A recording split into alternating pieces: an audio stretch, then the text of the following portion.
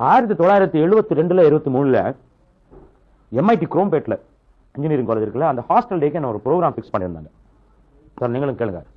அந்த ப்ரோக்ராம் வந்து சாயங்காலம் 7:30 மணிக்கு.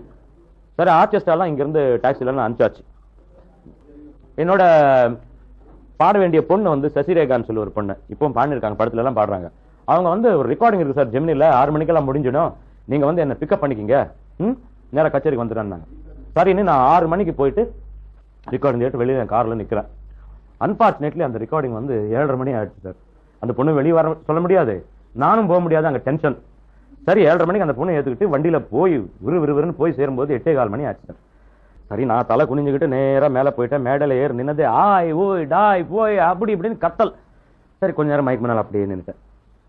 கொஞ்சம் சமாதானம் ஆயிட்டாங்க. அப்புறம் மைக்ல சொன்னேன், சார் இந்த மாதிரி நடந்தது, நான் உங்ககிட்ட பாடுறதுதான் வந்திருக்கிறேன், டைம் வேஸ்ட் பண்ணாம நீங்க சும்மா இருந்துட்டீங்கன்னா இங்க இருந்து எவ்வளவு நேரம் நீங்க கேட்கறீங்களோ அந்த அளவுக்கு நான் பாடி உங்களை சந்தோஷப்பட வைக்கிறேன். சரி, இனி சமாதானம் ஆயிட்டாங்க. ஒருத்தர் மட்டும் ரொம்ப விரையில இருந்தார் சார். ஒரு ஆப்பிள் எடுத்து கடிக்கல, பிளைன் ஆப்பிள் சும்மா போட்டு அங்கிருந்து அடிச்சார் பாருங்க. கொஞ்சம் கிரிக்கெட்ல நமக்கு இன்ட்ரெஸ்ட் இருக்கு, டபுக்குன்னு அசருதீன் பிடிச்ச மாதிரி கேட்ச் பிடிச்சிட்டேன். பிடிச்சிட்டு, சார் நானும் பசியில இருக்கிறேன், நீங்களும் பசி இருக்கிறேன், கொஞ்சம் இருங்க, இந்த ஆப்பிள் சாப்பிட்டுட்டு அப்புறமா கச்சேரிக்கு வரேன்னு சொல்லி சாப்பிட்டு ஆரம்பிச்சோம் சார். 3 மணி நேரம் ரொம்ப என்ஜாய் பண்ணாங்க. ஆனதுக்கு அப்புறம் வந்து அங்க டின்னர் ஃபீஸ்ட் எல்லாம் இருந்தது, உட்காந்து சாப்பிட்டு இருக்கிறோம். எல்லாரும் போட்டோ கிட்ட எடுத்துட்டாங்க.